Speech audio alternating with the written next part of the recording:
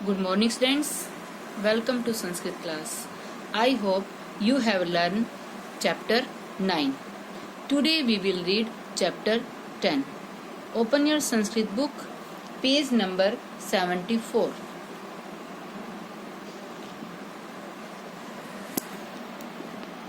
दशमः पाठः पाठ 10. लोभः पापस्य कारणम. लालच पाप का कारण होता है. क्षत्रिय प्रत्यय. प्राचीन काले कस्मिंश्चित् देशे एकः नृपः अवसत्. प्राचीन काल में किसी देश में एक राजा रहता था.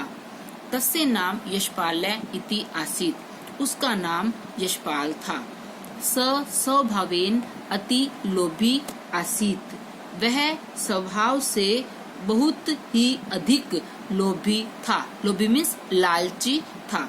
स सर्वेषु नृपेषु धनवत्मः भवितुम इच्छति सम. वह सभी राजाओं में सबसे धनवान होना चाहता था. एकदा तस्य प्रासादम एकः महर्षि आगच्छत्. एक दिन उसके महल में एक महर्षि आए. राजा मुने सेवा सत्कार कृतः. राजा ने मुनि मीन्स ऋषि का सेवा सत्कार किया. येन प्रसन्न भूत्वा महर्षि राजानम अवदत्. जिससे प्रसन्न होकर महर्षि ने राजा से कहा, अहम तव सेवा सत्कारेण अति प्रसन्न अस्मि. मैं तुम्हारे सेवा सत्कार से अत्यधिक खुश हूँ. किम अपि एकम वरम याचस्व. कोई एक वरदान मांगो. नृपः करम बद्ध्वा अवदत्. राजा ने हाथ जोड़कर कहा, भगवन हे भगवन, यदि भवान मम सेवया संतुष्ट है, यदि आप मेरी सेवा से खुश हैं, तर्हि तो अहम यस्य अपि पदार्थस्य स्पर्शम कुर्याम. मैं जिस भी वस्तु का स्पर्श करूं मीन्स जिस भी वस्तु को छू लूं, तत् सुवर्ण भवतु. वह सोने की हो जाए. इति वरम यच्छतु. ऐसा वरदान दीजिए. Now page number 75. मुनि अपि. मुनि ने भी एवं एव भवतु. ऐसा ही हो कथित्वा कहकर ततः अगच्छत. वहां से चले गए. राजा अपि वरम प्राप्ते अति प्रसन्न अभवत. राजा भी वरदान को प्राप्त करके अत्यधिक खुश हुए. स महर्षि वचनम परीक्षितुम उत्सुकः अभवत. वह महर्षि के वचनों को परखने के लिए उत्सुक हुए. परखने के लिए मीन्स कि महर्षि ने जो कहा है वह ठीक है या नहीं, तो उसको परखने के लिए उत्सुक हो गए. समय व्यर्थम न यापनम. समय को व्यर्थ न बिताते हुए स तत्क्षणम एव. उन्होंने उसी समय ही तत्र स्थितानि वस्तुनि. वहां पर स्थित वस्तुओं को एकम एक कृत्वा एक एक करके अस्पृशत स्पर्श किया. सर्वाणि वस्तुनि सुवर्णानि अभवत. सारी वस्तुएं सोने की बन गई. एतत् पश्यते. ऐसा देखते हुए तस्य तृष्णा अवर्धत. उस राजा की तृष्णा मीन्स इच्छा अवर्धत बढ़ गई. लोभी राजा प्रासादस्य सर्वाणि वस्तुनि अस्पृशत. लोभी राजा ने महल की सभी वस्तुओं को स्पर्श किया. सर्वत्र सर्वनेन आभया. सर्वत्र चारों ओर सर्वेन सोने की आभया आभा से चमक से आभासितम चमकते हुए प्रासादम महल को पश्यन देखकर स आह्लादित जाता है. वह खुश हो गया. शांतः नृपः. थके हुए राजा को पिपासित अभवत. प्यास लगी. सेवकेन जलम आनीतम. नौकरों ने पानी ला दिया. यथैव नृपः जलम पातुम. जैसे ही राजा ने जल को पानी को पीने के लिए पात्रम स्पृशति पात्र को स्पर्श किया मीन्स बर्तन को स्पर्श किया. तथैव जलेन सहितम पात्रम अपि स्वर्ण पिंडे परिवर्तितम जातम. वह जल सहित पानी सहित बर्तन भी सोने के पिंड में परिवर्तित हो गया। मीन्स जो बर्तन था वो सोने का बन गया। एवं स इस प्रकार जलम पातुम भोजनम खादितुम अपि च असमर्थः अभवत्। इस प्रकार वह जल पीने और भोजन खाने में असमर्थ हो गया। तस्मिन्